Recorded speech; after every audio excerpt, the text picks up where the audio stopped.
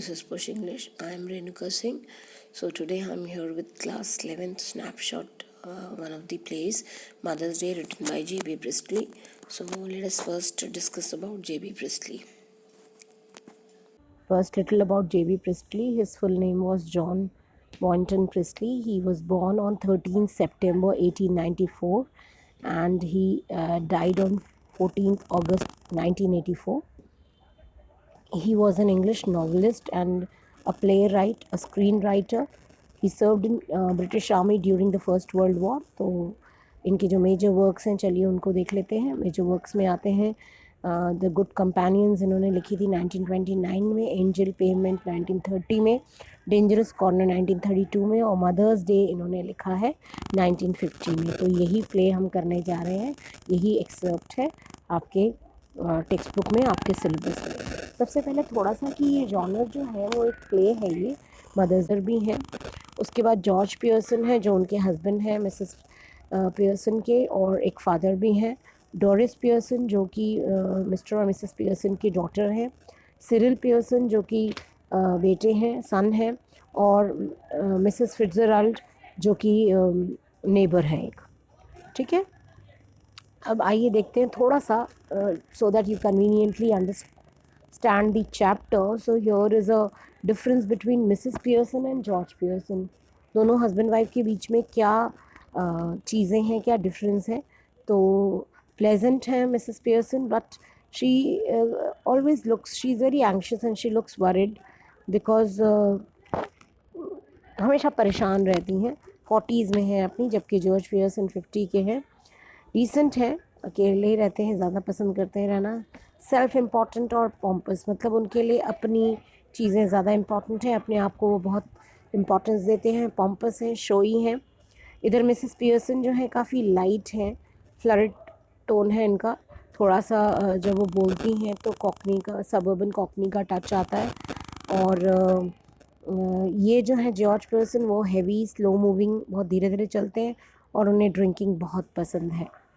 Mrs Fitzgerald जो कि ये कह लीजिए कि बहुत ही इम्पॉर्टेंट कैरेक्टर हैं इस प्ले में. She is older, heavier in comparison to Mrs Pearson.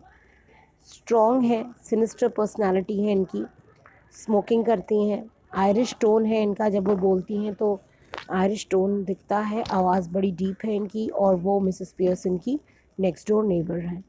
Doris और सिरिल यानी जो डॉटर और सन है मिस्टर और मिसेस पियर्सन के. तो डोरिस बेटी है, बहुत ही केयरलेस.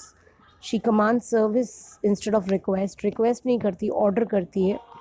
रिलेशनशिप है इसका चार्ली स्पेंस के साथ. और सिरिल पियर्सन जो है वो बेटा है, इसकी भी वही हालत है जैसे बेटी की हालत है. He also commands service instead of request, और अपनी माँ की कभी मदद नहीं करता किसी भी काम में. I have discussed about J.B. Priestley. Let's move on to the characters in the story, which I have already discussed in detail, but just a preview on the 5 major characters.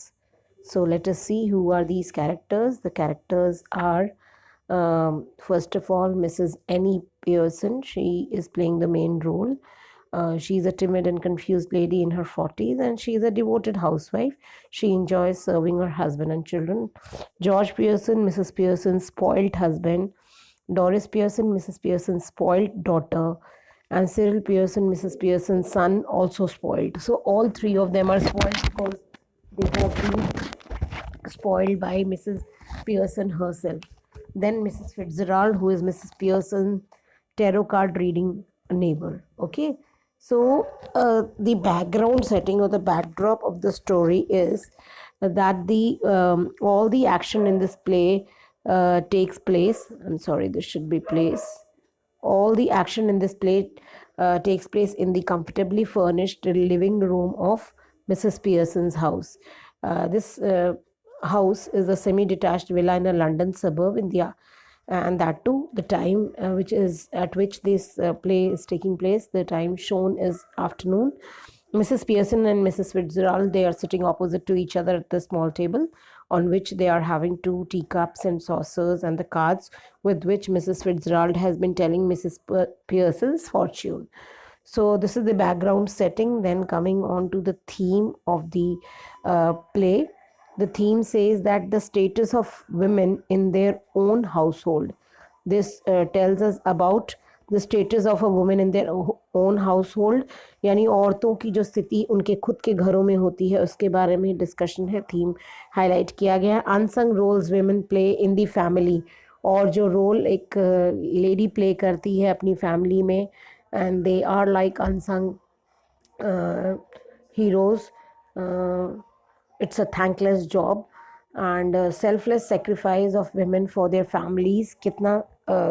कितनी सेक्रीफाइसेस करती हैं, कितनी कुर्बानियाँ देती हैं ये औरत अपनी खुशी की, अपने फैमिली को लेकर. अपने हस्बैंड और अपने बच्चे उनके लिए सबसे ऊपर होते हैं.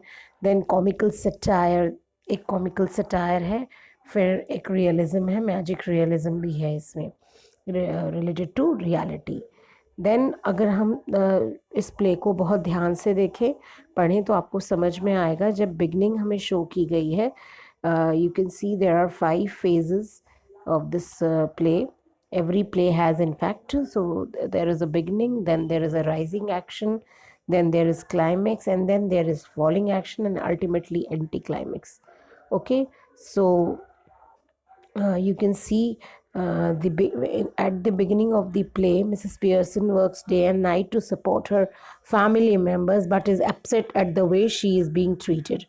और मिसेस पियर्सन दिन रात काम करती हैं अपने फैमिली मेम्बर्स के लिए, लेकिन वो अपसेंट इसलिए हैं बिकॉज उनको बहुत बुरी तरह ट्रीट करते हैं उनके हस्बैंड, उनके बच्चे. जबकि उनकी नेबर जो है मिसेस फिट्जराल्ड, वो प्रपोज करती हैं कि क्यों ना हम अपने बॉडी को एक्सचेंज कर लें, और वो उनकी बॉडीज़ चेंज हो जाती हैं. इस तरीके से वो पियर्सन की फैमिली को एक लेसन सिखा पाएंगी, एक पार्ट पढ़ा पाएंगी. That Mrs Pearson could not do herself as she was too humble and nice to do that. Mrs Pearson agree to the idea reluctantly. Ultimately वो अग्री कर जाती हैं मिसेस फिट्जराल्ड के इस आइडिया को. उसके बाद से राइजिंग एक्शन यहाँ है. मिसेस पियर्सन जो कि मिसेस फिट्जराल्ड की आत्मा है, she against Mrs Pearson's character she smokes a cigarette, और वो सिगरेट पीती हैं और डोरिस जैसे टी डिमांड करती है, ड्रेस डिमांड करती है. तो मिसेस पियर्सन उसको रियलाइज़ कराती कि मैं तुम्हारी माँ हूँ और तुम्हारी सर्वेंट नहीं हूँ. और इसके बाद वो अपने बेटे सिरिल को भी सिमिलरली ट्रीट करती है. जब वो लौट कर आता है तो दोनों बच्चे अपनी माँ के इस बिहेवियर को डिस्कस करते हैं.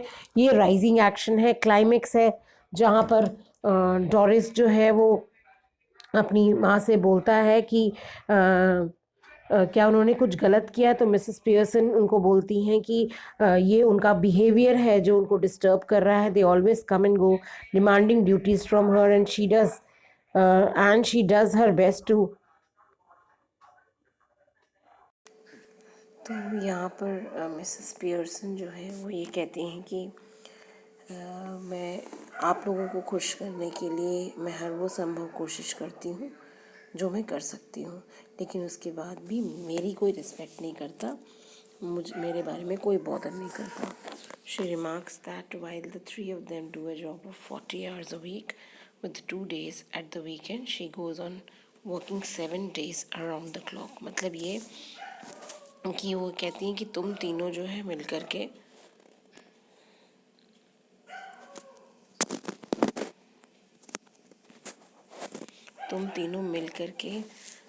जो है 40 घंटा काम करते हो एक हफ्ते में, और वीकेंड्स पे रेस्ट करते हो 2 दिन, जबकि मैं पूरे 7 दिन काम करती हूँ, राउंड द क्लॉक 24/7 करती हूँ. ठीक है ना.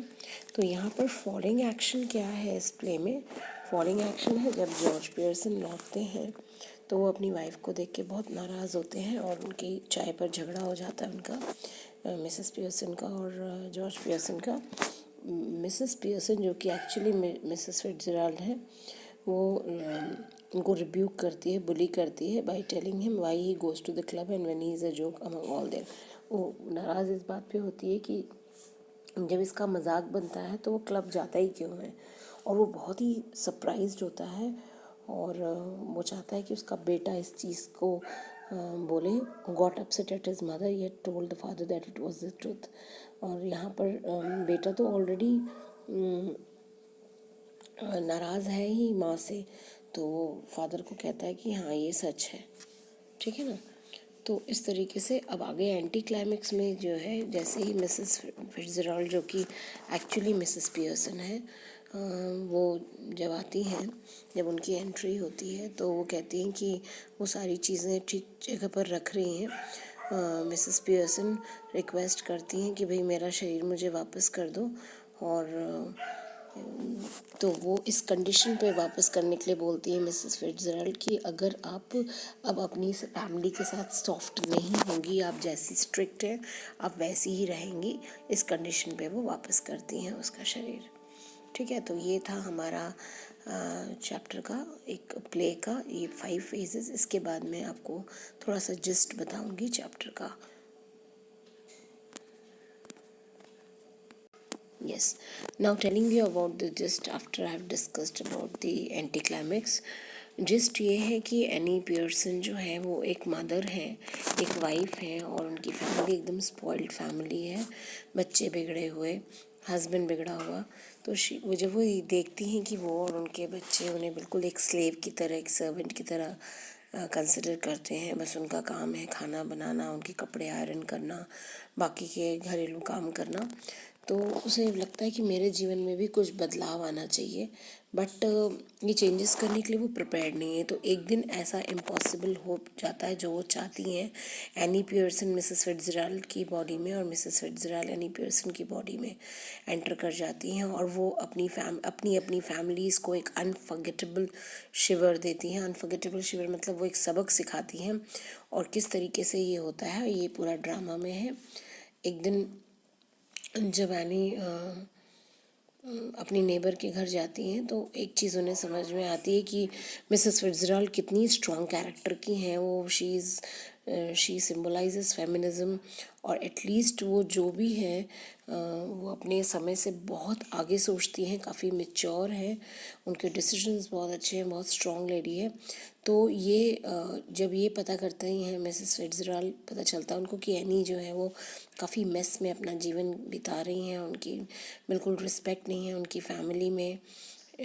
तो वो ये एक्सचेंज ऑफ कैरेक्टर का एक प्रपोज़ल रखती हैं, और उसको मैजिक, इसीलिए अपने शुरू में मैंने बताया आपको मैजिक रियलिज़म, तो यही है मैजिक रियलिज़म।